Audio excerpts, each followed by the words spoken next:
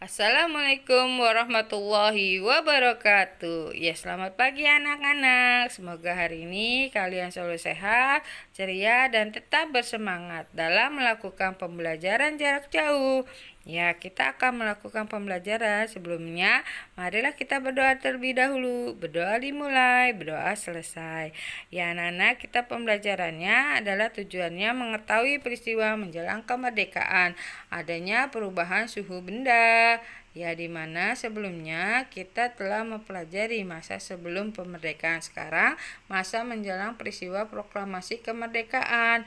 Adanya kronologinya, penyusunan teks proklamasi di rumah Laksamana Maeda. Naskah ditulis oleh Soekarno dibantu Muhammad Hatta dan Ahmad Subarjo. Ya, kalian bisa lihat tokoh-tokoh perumus teks proklamasi Insinyur Soekarno, Muhammad Hatta, dan Ahmad Subarjo. Nah, dibantu lagi dengan tokoh yang lain, yaitu tadi udah ada Ahmad Subarjo, lalu ada Sukarni, ada Sayuti Melik, dan Ibu Fatmawati. Ini tokoh-tokoh penting.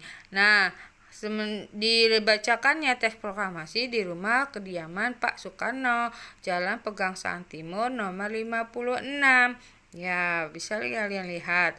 Nah, pembacaan teks proklamasi itu pada pukul 10 oleh Pak Soekarno didampingi oleh Muhammad Hatta. Dilaksanakan di kediaman Soekarno Jalan Pegangsaan Timur nomor 56. Nah, sekarang berubah menjadi Jalan Proklamasi di Jakarta. Nah, setelah pembacaan teks proklamasi Soekarno, dilakukanlah pengibaran bendera merah putih oleh Latif Hairdan-Ningrat dan Suhud. Acaranya diakhiri dengan menyanyikan lagu Indonesia Raya. Sejak saat itu lahirlah negara baru yang bernama Republik Indonesia. Proklamasi merupakan kata baku dari Indonesia, artinya memberitahukan secara resmi kepada rakyat. Nah, teks proklamasi dibacakan oleh Pak Soekarno, didampingi Pak Hatta, disaksikan seluruh rakyat Indonesia. Bacaan teks proklamasi. Kami bangsa Indonesia dengan ini menyatakan kemerdekaan Indonesia. Hal-hal yang mengenai pemindahan kekuasaan dan lain-lain diselenggarakan dengan cara seksama dan dalam tempo yang sesingkat-singkatnya. Jakarta, 17 Agustus tahun 45, atas nama bangsa Indonesia. Soekarno-Hatta. Nah, lalu dilakukan pengibaran bendera merah putih oleh Latif Hairdan-Ningrat dan Suhud.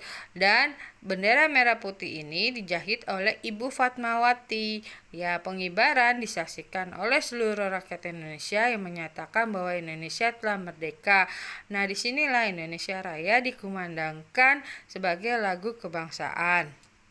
Nah, perubahan terjadi pada suhu benda. Ya, tadi kita tahu bahwa suhu tinggi akan menjadi rendah apabila dicampurkan dengan suhu yang rendah. Nah, suhu yang rendah akan naik jika ditambahkan dengan suhu yang tinggi, lalu menghasilkan suhu baru. Nah, disinilah terjadinya perubahan kalor. Suhu rendah akan menerima kalor, suhu tinggi akan melepaskan kalornya. Ya, terjadilah di sini adalah suhu baru, yaitu air hangat.